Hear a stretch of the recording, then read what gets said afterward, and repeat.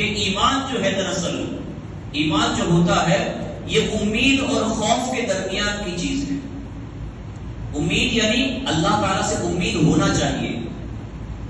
بندہ جو ہے مومن بندہ کبھی مایوس نہیں ہوتا. اللہ کی رحمت سے ہمیشہ بندے کو امیدوار ہونا چاہیے. اللہ کی رحمت سے انسان کو مایوس نہیں ہونا چاہیے. لیکن اس کا مطلب یہ بھی نہیں ہے کہ اللہ کی رحمت سے امید لگانے کا مطلب یہ کہ اللہ کا خوف اس کے سینے میں باقی نہ رہے.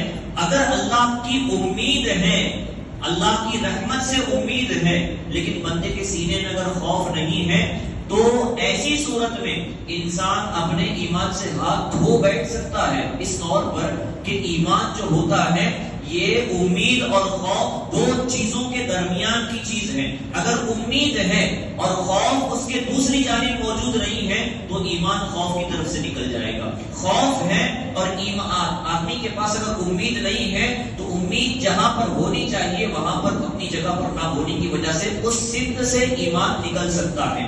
یہی وجہ ہے کہ جب انسان کے پاس صرف اور صرف امید ہوتی ہے اور انسان کے پاس اللہ تعالیٰ کا خوف باقی نہیں رہتا، خوف نہیں ہوتا، تو انسان گناہ پہ گناہ کرتا رہتا ہے اس امید پر کہ میں گناہ کرتا رہوں گا، اللہ رب العزت کیا ہے میرے گناہوں کو معاذ اللہ بخشتا رہے گا. اسی چیز کی وجہ سے آپ اگر دیکھیں گے، آپ کو اگر شعر و شاعری کا شوق ہوگا تو آپ نے ایک شعر کو سنا ہوگا.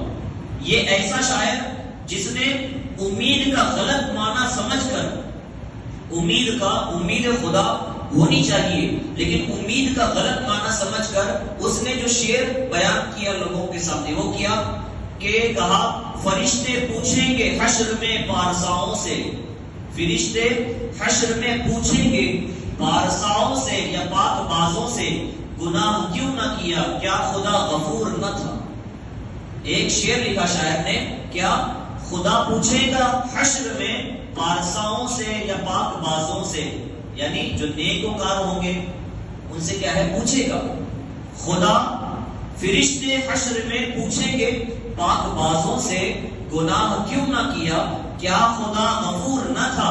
یہ شعر جو ہے یہ اسی چیز کی غمازی کرتا ہے، اسی چیز کو بتاتا ہے کہ جو شخص امید سے وابستہ ہے، اللہ تعالیٰ کی امید اس کے سینے میں موجود ہے، لیکن اگر اس کے پاس خوف نہیں ہے تو ایسی صورت میں خوف کی جانب نہ خوف ہونے کی وجہ سے ایمان خوف کی طرف سے نکل جائے گا. تو صرف امید بھی نہیں ہونی چاہیے اور صرف خوف بھی نہیں ہونا چاہیے.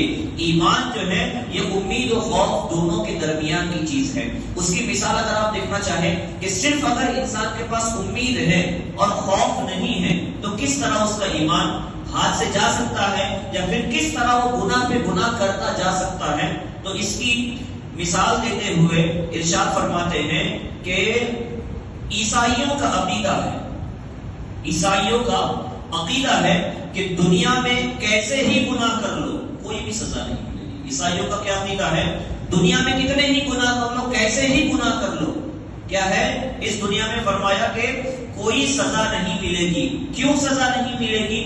تو انہوں نے ان کا عقیدہ یہ ہے کیونکہ عیسیٰ علیہ نبینا وعلیہ السلام کی جو سولی ہے، معاذ اللہ ہمارا عقیدہ تو یہ بھی نہیں کہ حضرت عیسیٰ علیہ السلام کو سولی دی گئی. اللہ تعالیٰ نے ان کو آسمان پر اٹھا لیا اور جو ان کے دشمن تھے ان پر بات مشتبہ ہو گئی، معاملہ مشتبہ ہو گیا.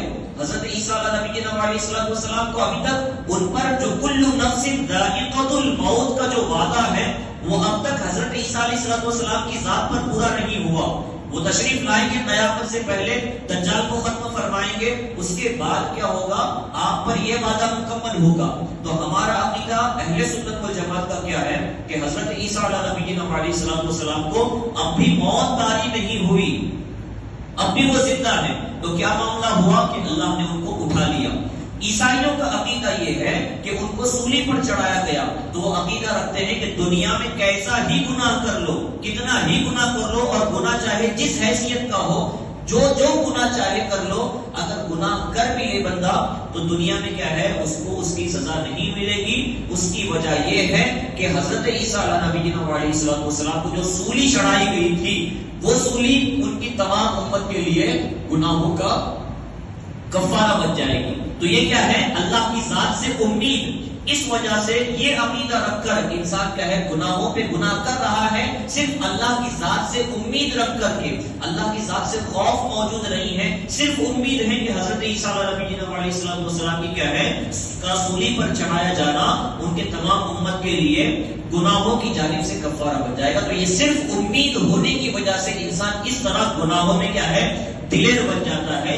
یہ ایک مثال ہے کہ اگر کسی کے پاس ایمان کے ساتھ امید تو ہے لیکن خوف نہیں ہے تو وہ ایمان خوف کی جانب سے نکل جائے گا. اب یہ مثال کہ انسان کے پاس امید نہیں ہے، خوف ہے ایمان کے ساتھ اور امید نہیں ہے، یعنی صرف خوف ہے کہ گناہ کر لیا، اب اللہ کی ذات پر امید ہی نہیں ہے کہ ہم ابھی جو ہے جو کچھ گناہ کیا اس کا بہرحال گناہ کرنے کے بعد عذاب ہونا ہی ہے، تو اب صرف خوف ہے اور اللہ کی ذات سے امید نہیں ہے، تو کس طرح سے ایمان عقیدہ خرابے میں پڑ سکتا ہے؟ تو اس کی مثال ارشاد فرماتے ہوئے کہتے ہیں آریوں کا عقیدہ ہے، پہلے امید ہے اور خوف نہیں ہے، اس کے لیے مثال کس کی بیان کی؟ عیسائیوں کی، کرسچن لوگوں کی مثال بیان کی.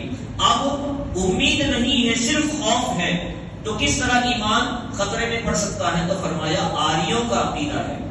آری قسم کا یہ آریہ جو ہے یہ بھی ایک قسم کی جماعت ہے، قوم ہے. یہ بھی کیا ہے اس کے حوالے سے ان لوگوں کے حوالے سے فرمایا کہ آریوں کا عقیدہ ہے کہ کسی گناہ کی معافی ہو ہی نہیں سکتی. آریوں کا کیا عقیدہ ہے؟ کسی گناہ کی معافی ہو ہی نہیں سکتی، اس کی سزا ضرور بھگتنے پڑے گی. یہ رحمت سے مایوس ہوئے، گناہ پر دلیر ہوئے. اب یہ کیا ہے؟ جس طرح امید ہونے کی وجہ سے اور خوف نہ ہونے کی وجہ سے انسان گناہوں پر دلیر ہوتا ہے، اس امید پر کہ جو چاہو کر لو اللہ رب العزت معاف فرمانے والا ہے، تو اس طرح بھی انسان کیا ہے گناہوں میں دلیر ہوتے جاتا ہے. اسی طرح انسان کے پاس امید نہیں ہے، صرف خوف ہے. جس طرح آریوں کا عقیدہ کہ جو بھی گناہ کریں گے اس کے معافی کی کوئی صورت ہے ہی نہیں، اس کی سزا ضرور بھگتنی ہے. تو اس سے بھی کیا ہوتا ہے انسان گناہوں میں دلیر ہوتا ہے. کس طرح؟ تو آپ نے دیکھا ہوگا کہ جب کتا بلی کے پیچھے لگتا ہے، جب کتا بلی کا پیچھا پکڑتا ہے، ایک جگہ ایسی آتی ہے کہ بلی کسی جگہ پر اٹک جاتی ہے، پھنس جاتی ہے. اب بلی جب کسی جگہ پر پھنس جاتی ہے، بلکہ کتے ہی کی کیا بات ہے، انسان پر بھی یہ بات تجربے کی ہے اور مشاہدے والی چیز ہے. انسان اگر بلی کو کسی جگہ میں بند کر کے مارنا چاہے تو پہلے کھلے جگہ میں اگر اس کو دوڑائے تو وہ بھاگے گی، لیکن اگر اس کو کسی پیک جگہ میں ایسی جگہ پر بھگا کر مارنے کی کوشش کیا کہ جہاں سے پھر نکلنے کی کوئی راستہ نہیں ہے، تو اب کیا ہے وہ کس چیز کے انتظار میں رہتی ہے کہ اب تو مرنا ہی ہے، یا پھر اب جو ہے اس کے ہاتھ چڑھنا ہی ہے، تو کم سے کم کیا ہے میں اس کے اوپر حملہ کر کے اپنی جان گنوا دوں. اسی طرح کتے پر بلی کب حملہ کرتی ہے؟ جب وہ اس چیز سے مایوس ہوتی ہے کہ اب میں کتے کی چنگل سے باہر نہیں آ سکتی، تب وہ مجبوراً کیا کرتی ہے اس پر حملہ کرتی ہے. اسی طرح جب کوئی قاتل ہوتا ہے، قاتل کو بھی نہایت حفاظت کے ساتھ قید سے لے کر اس کو کیا ہے اس کے قتل گاہ تک لے کر جایا جاتا ہے. کسی کو پھانسی دینی ہے، کسی کو سزائے موت دینی ہے، تو جو قاتل ہوتا ہے جس کو سزائے موت دی جانی ہوتی ہے تو وہ کیا کرتا ہے اس کو کیا کیا جاتا ہے، جو پولیس افسران ہوتے ہیں ان کی جانب سے بہت احتیاط کے ساتھ اس کے چہرے کو ڈھک کر اس کے ہاتھ پیروں کو باندھ کر جو ہے اس کو مقتل اور قتل گاہ کی طرف لایا جاتا ہے. کیوں؟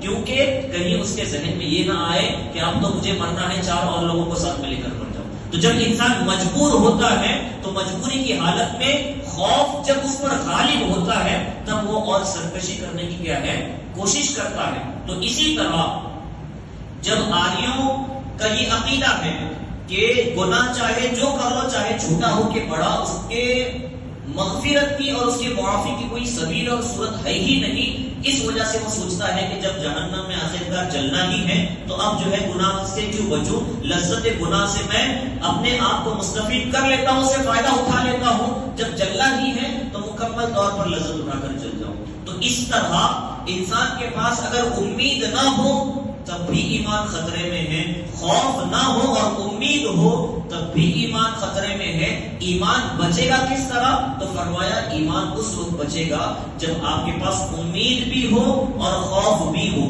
دونوں کا ہونا کیا ہے ضروری ہے.